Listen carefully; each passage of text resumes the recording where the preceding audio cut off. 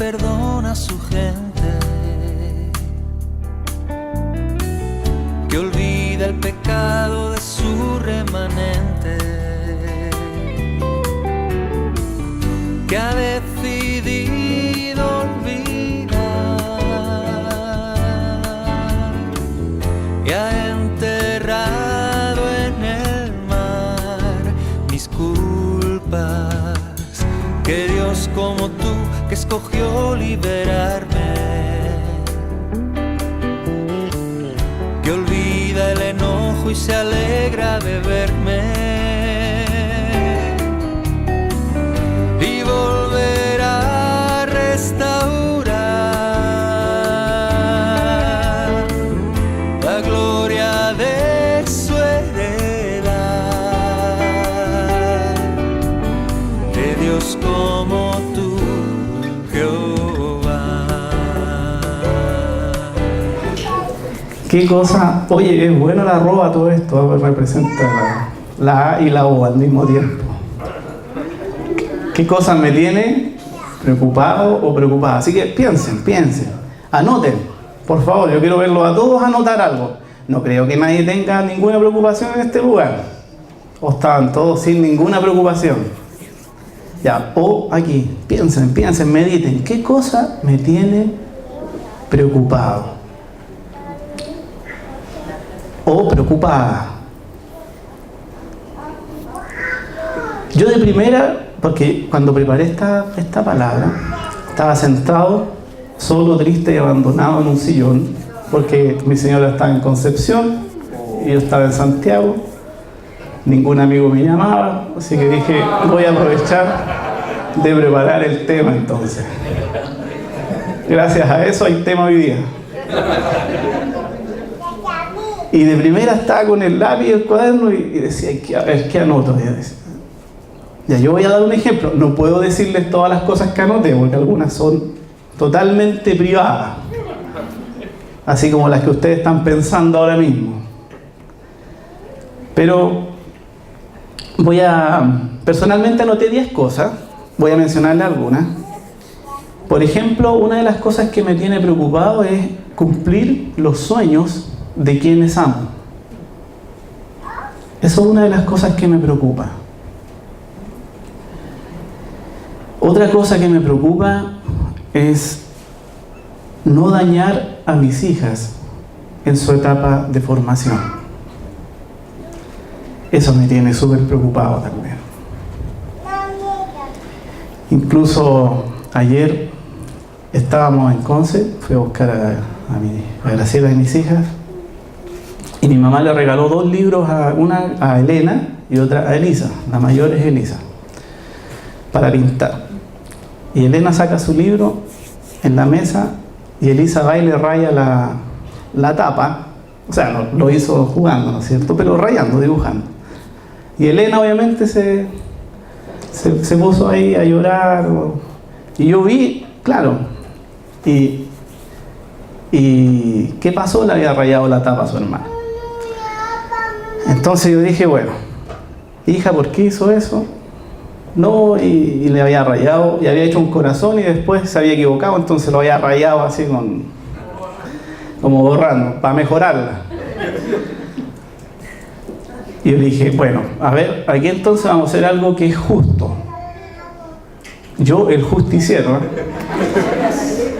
El justo. Entonces, ¿qué es lo que hice? Pesqué el otro cuaderno que estaba inmaculado y le dije a Elena, bueno, se me ocurrieron varias cosas a la vez en mi cabeza. Una le dije, ya Elena, ráyale la tapa a tu hermana, la primera que se me ocurrió. Y la Elisa se pone a llorar, pero a llorar. Pero no un llanto de maña, sino un llanto de desconsolación. Claro, estaba desconsolada. Entonces yo le dije, ya, no vamos a hacer eso entonces. Pásame tu cuaderno que está inmaculado, se lo vas a pasar a tu hermana y tú te vas a quedar con el que tú rayaste. Y seguía, no, porque Elena también lo había rayado. Y yo le decía, pero eso es justo. Estaba mi mamá escuchando todo esto, ¿eh? Eso es justo, le decía, eso es lo justo. Y ella llorando me dice, no, eso no es justo. Yo le dije, ¿qué es lo justo? ¿Qué es lo que es justo para ti? ¿Qué es justo? No es justo porque las personas se equivocan. Y ahí quedé yo. El justiciero recibiendo una revelación de mi hija de 6 años. Y ahí yo lo pensé y le dije, bueno, entonces le vas... Y a todo esto, Elena no estaba llorando, Elena estaba observando toda esta figura. Me miraba a mí, me miraba a Elisa y me miraba a mí. Y yo le dije, ya, ok, entonces le vas a pedir perdón a tu hermana. Y le pidió perdón y se solucionó todo. Y Elena se quedó con su cuaderno rayado, pero para ella no era ni un drama. O sea, yo que pensaba que lo justo era eso, qué increíble, ¿eh? Ojo por ojo, ¿no es cierto? Y después pensaba, la ley, yo estaba haciendo vivir bajo la ley a mi hija, a la antigua. Y ella me enseñó que es por gracia. Qué increíble. Ay, ay, ay. Otra cosa que me preocupa, porque yo veo que están anotando, ¿no es cierto?, lo que le preocupa a usted. Saber cuál es el propósito de Dios para mi vida, pero de manera personal. Hay propósito de Dios que es universal, ¿no es cierto? Llevar su reino a las personas que no lo conocen, amarlo a Él con todo y amar a los demás. Pero también me preocupa saber qué es lo que Dios quiere personalmente de mí. Porque no tengo idea. Me gustaría saberlo. Me gustaría saberlo. Me preocupa. Ya le di 3 cosas nomás. 3 de 10. Ustedes anotaron ahí, entonces cada uno tiene cosas que lo tienen preocupado. Vamos a hacer otra pregunta. ¿Qué cosas me tienen agotado o agotada? Que es distinto estar preocupado a estar agotado, cansado. Anoten algo, bueno, piensen si es que hay algo que los tiene, a lo buen chileno, chato, ¿no es cierto? Cansado, reventado. Yo estuve pensando varios minutos aquí, porque en realidad mi papá me molesta, mi hermano me dicen que yo soy extremadamente relajado, que nada me agota, distinto a estar preocupado a que estar agotado. Flojo, ¿no es cierto? También me dicen. Por ejemplo, ellos hacen cosas en su casa cuando están libres. Arreglan aquí, arreglan acá, se mueven para allá, no se quedan tranquilos. Mi hermano y mi papá son igual, los dos. Y yo no estoy ni ahí con eso. Si hay un especialista que sabe arreglar, ahí que venga ese hombre a hacerlo. No les voy a decir lo que me dice Graciela al respecto, en todo caso. Pero yo veo hombres y admiro a esos hombres que siempre tienen algo que hacer, ¿eh? Yo no soy así. No. Entonces, en esta pregunta, en realidad, no hay nada que me tenga agotado, personalmente hablando. Quizás eso no está bien, no lo sé. No lo sé. Noten algo que a ustedes los tenga agotados. Hasta mi trabajo es relajado, me molestan también mis amigos. Me dicen que en mi trabajo yo estoy sentado con un chal en las piernas y con una taza de leche con café. Y lo único que digo, Artarón se llama mi empresa.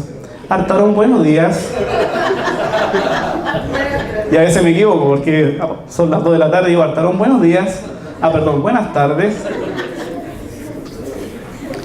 Me molesta. Y cuando salgo voy a puro comer y gozar y todas esas cosas. Bueno, no están así. Envidiosos.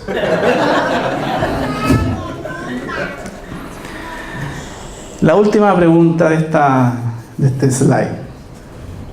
¿Hay algo que no pueda dejar, sintiendo, sabiendo que no agrada a Dios? Ya piensen ahí, si hay algo por ahí, en lo más profundo de la cuchara y del corazón, que no le agrada a Dios, según lo que yo pienso, ¿no? Según lo que yo siento, según lo que yo veo. Ya yo les voy a decir, aquí anoté algunas cosas yo también. No les voy a contar todo lo que anoté, pero voy a decirle algunas. Por ejemplo, yo anoté aquí, no cuidar mi alimentación. Pero ¿por qué se ríe, hermana? No cuidar mi alimentación, mi salud, algunas cosas de presentación personal, ser descuidado con el templo del Espíritu Santo. Aunque no lo crean, es algo que yo respondí ahí, que yo sé que no le agrada a Dios y me cuesta, pero heavy metal, cuidar esa. Les dije las más suaves que anoté, ¿eh? No voy a decir nada para no avergonzar a mi esposa también. Hay otras. Me refiero a lo de cuidado personal, de mis cosas. Dale nomás. Pero para mí cuidar mi alimentación y mi salud es súper complicado. Súper irresponsable, en realidad. Y creo que eso no le agrada a Dios.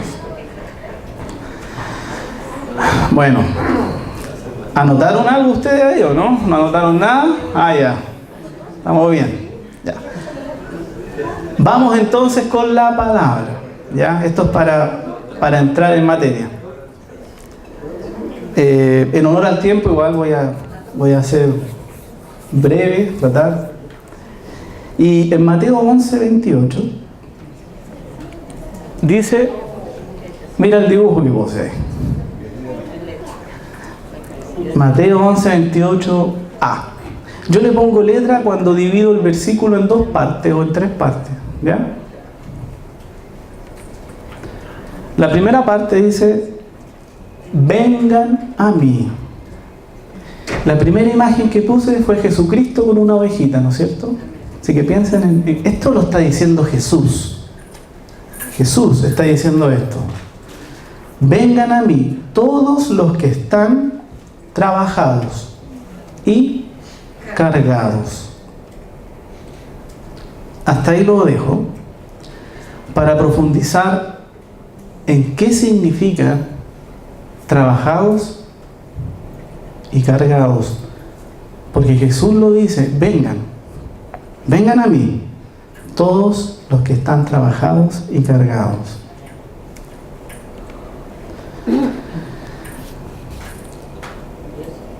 Eso es. ¿Quedó claro? No, sí, ahí vamos a...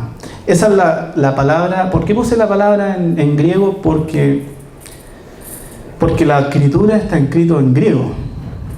Koiné. ¿Cómo estuve? Bien.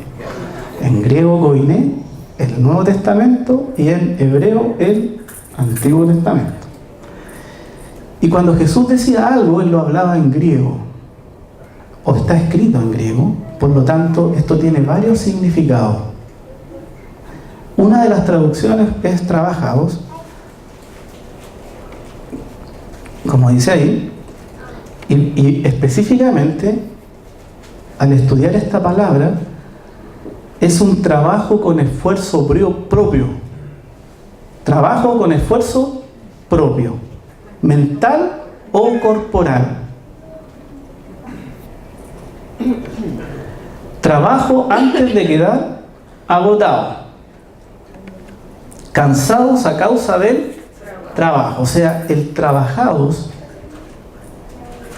significa, es cuando usamos nuestras propias fuerzas para hacer algo que nos tiene preocupados. Ahí está la primera pregunta que hice. Muchas cosas nos tienen preocupados. y tratamos de resolverlas con nuestras propias fuerzas. Y cuando hacemos eso, ¿qué pasa? Quedamos trabajados antes de colapsar. Esta palabra significa cuando tú trabajas antes de llegar al colapso. Porque cuando ya llegas al colapso, quieres mandar todo a la punta del cerro. ¿O no? Y esta misma palabra me sorprendía porque aparece 2 veces más en el Nuevo Testamento. Y una de ellas aparece cuando Jesús en Mateo 6, 58, habla de los lirios del campo. Dice, no trabajan ni hilan. Y Dios los viste con una hermosura.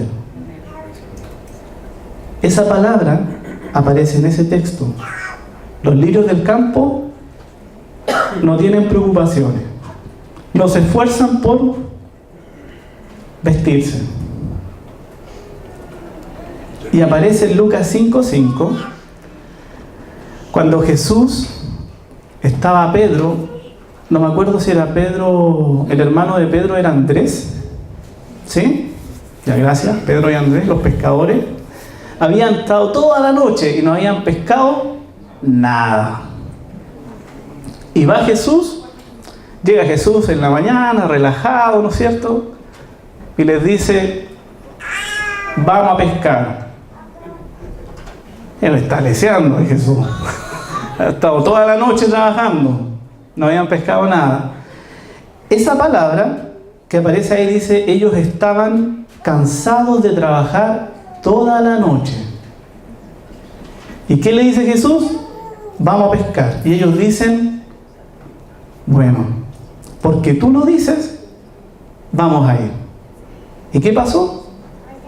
Pescaron. Ya.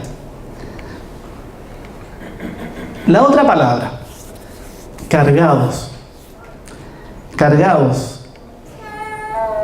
Traducción, cargados. ¿Qué piensan ustedes cuando uno dice cargados? Cargar el celular, cargar el... Agobiado, ya, muy bien. La mejor traducción, sobrecargados. Para que quede más claro, sobrecargado. Carga pesada. Carga pesada. Y aquí viene la más heavy. Ritos y normas sin justificación.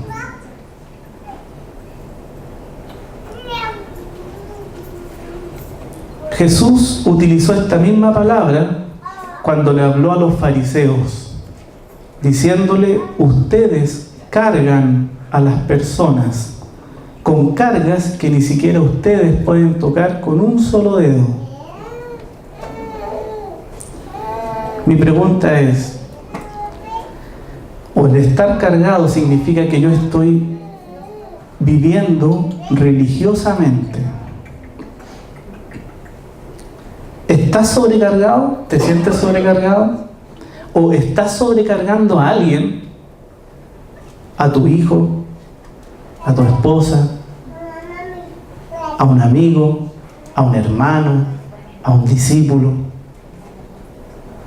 Esta palabra cargados es súper fuerte porque significa que la persona está viviendo bajo ritos y normas sin justificación. Está viviendo una vida, está viviendo bajo la ley. Hay muchos de nosotros, siendo hijos de Dios, que tratamos de obedecer a Dios con nuestras propias fuerzas y vivimos cargados, o muchas veces siguiendo ritos que ni siquiera la Escritura dice. La verdad, en la palabra, en la Escritura. ¿Dónde está la verdad? En Jesucristo. ¿Dónde tengo que ir a buscar esa verdad? En primer lugar, a la palabra y a Jesucristo, que es lo mismo. Jesús dijo, Él es la palabra, la verdad y la vida. Si tú no tienes una relación con Dios y si tú no lees la Escritura, ¿sabes cómo vas a vivir? Cargado, recibiendo consejos de cualquiera, de un compañero de trabajo, de la vecina, del hermano. Está bien, podemos aconsejarnos, ¿eh? Está bien, pero todo consejo tiene que ir bajo la luz de la Escritura, bajo la luz de Jesucristo. Amén. Amén.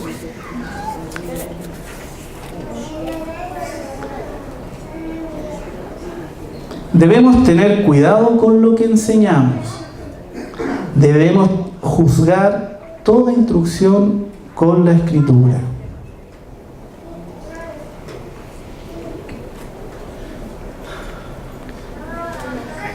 Y la parte del texto que dice, venid a mí todos los que están trabajados y cargados, ¿por qué? Porque yo, dice Jesús, los haré descansar. No hay nada ni nadie que pueda traer descanso a tu vida. No hay nada ni nadie. Solo Jesús. Nada más. El venir a este lugar, el ir al grupo en casa, te va a hacer vivir una experiencia, por supuesto. ¿Pero qué va a traer descanso a tu vida? Jesús. ¿Qué significa eso? ¿A quién tenemos que entregarle nuestras preocupaciones y nuestras cargas? A Jesucristo. Vamos a seguir. Y dice Jesús, en la misma conversación, lleven mi yugo sobre ustedes. Esta palabra a mí siempre me costó entenderla. ¿Por qué dijo eso? ¿Qué se lleven mi yugo? Mi hija no tiene idea de lo que es un yugo. No sé, ustedes todos sabían lo que era un yugo, me imagino. Bueno, yo puse la foto de eso para el que no supieran. ¿Qué es lo que es el yugo? Bueno, ahí hay dos animales que se llaman bueyes. ¿Cuál es la diferencia entre un buey y una vaca? Saltémonos esa parte. El yugo es ese palito que está ahí. Ese palito que está ahí es el yugo. Y que el hombre lo utiliza ¿para qué? Lo utiliza para varias cosas el yugo. Una de las cosas para que lo utiliza el campesino, para guiar a esos dos animales que están ahí. Sin yugo no puede ser guiado. Para someter a esos dos animales que están ahí también es el yugo. También para someter. Yo estuve reflexionando y le pedí al Señor que me revelara qué quería decir con el yugo. Y me respondió: aceptar el señorío de Jesús es tomar su yugo. Aceptar su dirección, su guía y su enseñanza es aceptar su yugo. Sujeción, obediencia y ser un servidor de Él es aceptar su yugo.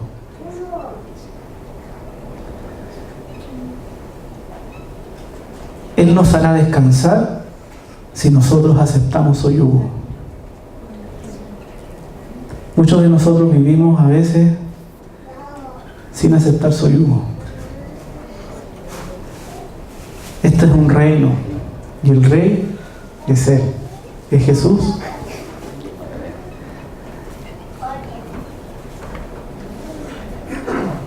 Otra cosa que menciona Él: aprendan de mí que soy manso y humilde de corazón. Y puse unos caballitos ahí, porque me gustan los caballitos. Y porque además esos caballitos representan esas dos palabras que están ahí. Vamos a profundizar porque esto es súper importante, hermanos. Porque el descanso viene, una de las cosas, por aceptar su yugo, su señorío, sujetarnos a Jesucristo. Pero hay otra cosa que también es complemento de esto, y es ser manso y humilde de corazón. Si no vivimos esta realidad, vamos a seguir trabajados y cargados.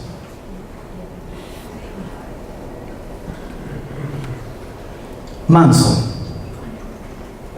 no menso, como decía uno por ahí. Manso. Manso, la mejor explicación para mí fue el caballo amansado. ¿Ustedes han estado con algún caballo manso? Bueno, el ejemplo práctico es cualquier animal salvaje que haya sido domesticado. Tiene toda la fuerza el animal salvaje, tiene toda la potencia para poder destrozar, para poder destruir, pero no lo hace. ¿Y por qué no lo hace? Porque está amansado. Tiene toda la fuerza, repito, toda la potencia, pero él no hace nada. No usa esa fuerza para atacar. El ser manso significa fuerza controlada. Fuerza controlada. Autoridad bien aplicada. No es debilidad, es control, es templanza. Les voy a poner otro ejemplo. El acero. El acero, o un fierro, yo puedo doblarlo. Bueno, si tengo la fuerza necesaria para doblar el fierro. Yo creo que no podría hacerlo, pero quizás alguna persona podría doblar un fierro. Pero no sé si han escuchado ustedes el acero templado. El acero templado no lo vamos a poder doblar ni a cañones.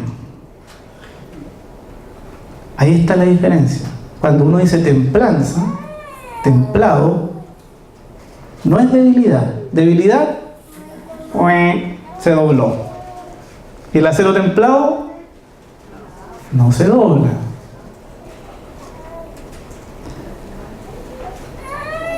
El ser manso evita situaciones de descontrol,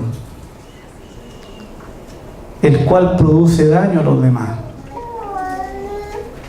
Si tú eres un papá o una mamá o una persona que no es mansa, lo más probable es que vas a dañar a alguien con tu reacción, con tu descontrol. Nos convertimos en un animal salvaje que ataca y destruye. El no ser manso produce eso. En el trabajo, en tu casa, con tus amigos.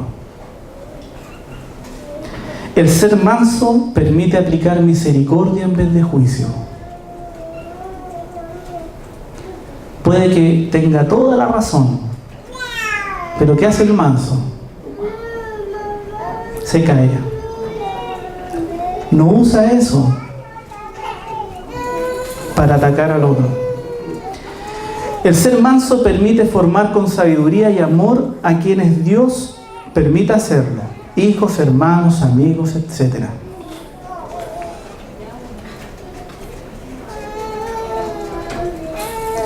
Jesucristo era manso. Él tenía toda la autoridad. Toda la autoridad. Me gusta ese texto en la Biblia cuando estaba frente a, bueno, ustedes me ayudan, no sé si era el emperador romano y que Jesús le dice,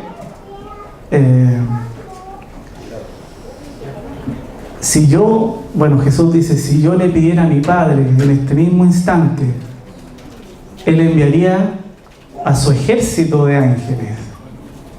Él tenía toda la potestad para hacerlo. Él era Jesucristo. Y no lo hizo. Cuando los discípulos le pidieron que destruyera la ciudad de Samaria, porque lo habían tratado mal, Jesús pudo haberlo hecho. Haz descender fuego del cielo, le dijeron los discípulos. Pero Jesús mostraba su mansedumbre, su misericordia.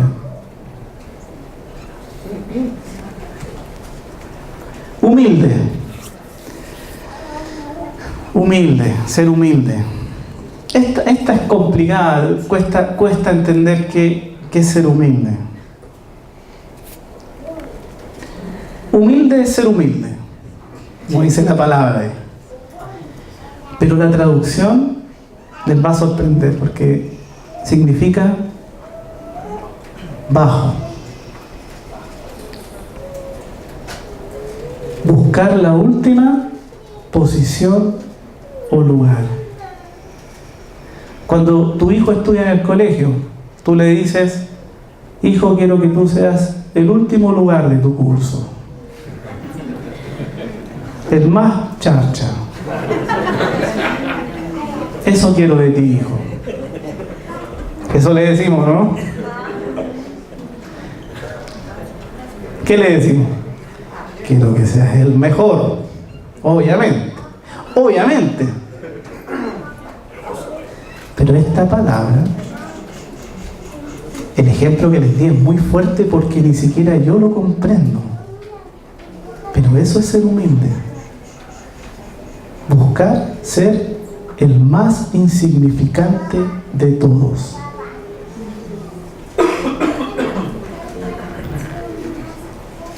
Humillarse. Ser humillado, bajo grado. El ejemplo de Jesús es algo que supera mi entendimiento. Con algunos hermanos estamos leyendo un libro que se llama Se vació de sí mismo.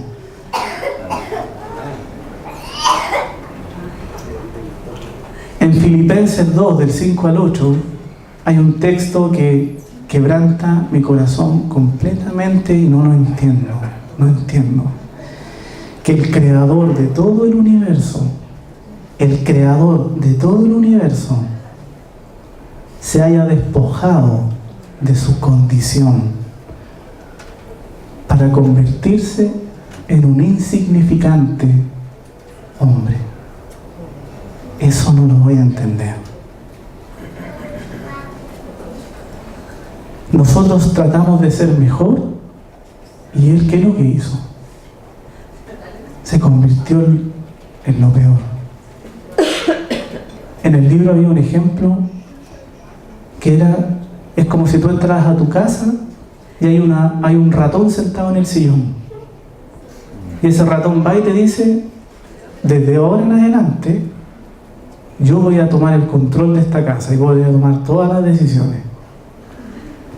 ¿Y qué harías tú? Pescarías un escobillón y se acabó el ratón. La diferencia entre el ratón y el hombre es obviamente significativa. Imagínate la diferencia entre Dios y tú. Eso no cae en mi cabeza. Él con eso enseñó lo que era humildad. Y en vez, Él había creado todo y nació en una cueva, hediondo animal. Así nació Jesucristo. En lo más ordinario que había en la tierra nació. Él pudo haber nacido rey. Él pudo haber nacido en un reino. Él había creado todo. Y nació en una cueva. No lo entiendo. Él creó a José y María y tuvo que sujetarse a ellos. No lo entiendo. Él era Dios. Él era Dios. Eso es humildad. Él no tenía ni siquiera dónde recostar su cabeza, decía la palabra. Ni siquiera eso. Y nosotros tenemos un colchón con buenos resortes.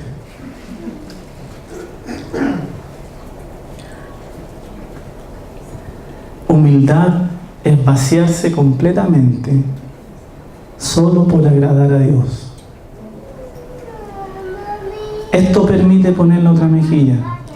Esto permite amar sin condiciones.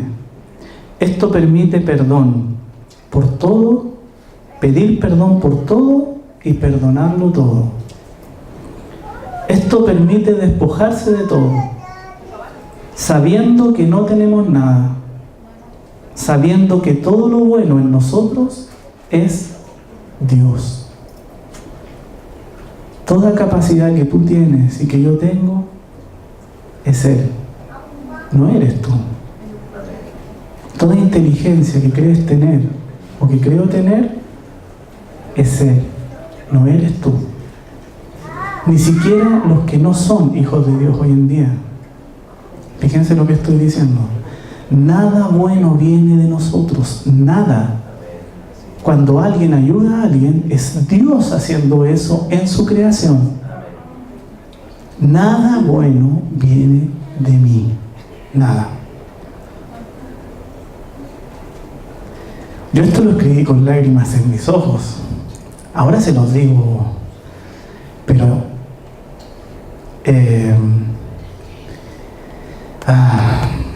ser humilde es tremendo.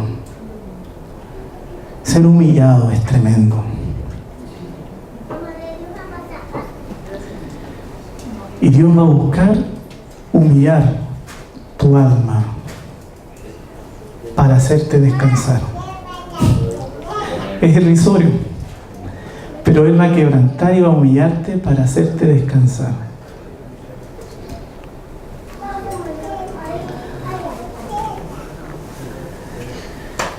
Manso y humilde, y hallarán descanso para sus almas.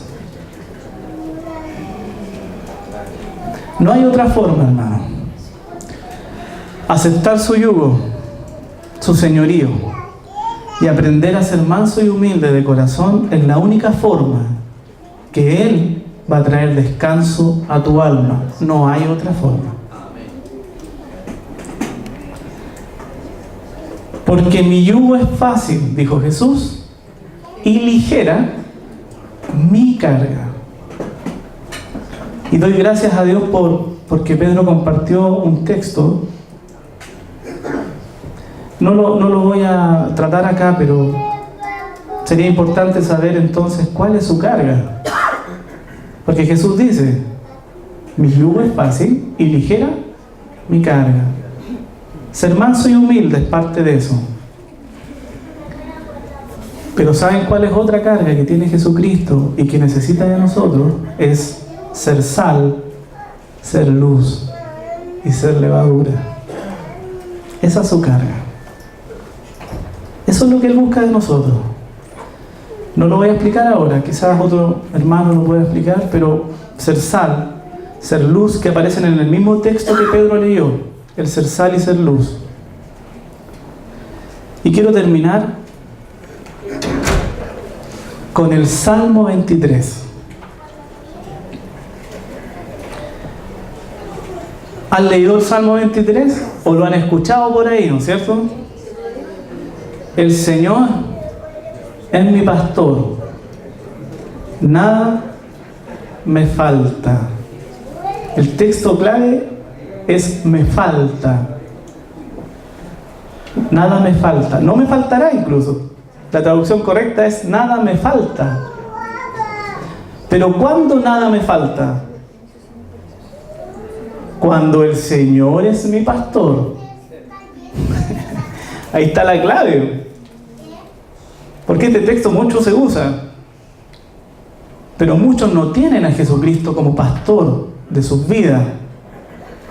Para que esto se cumpla, el Señor tiene que ser tu pastor. Y si Jesús es mi pastor, nada me falta. Y quiero llegar hasta al versículo 3.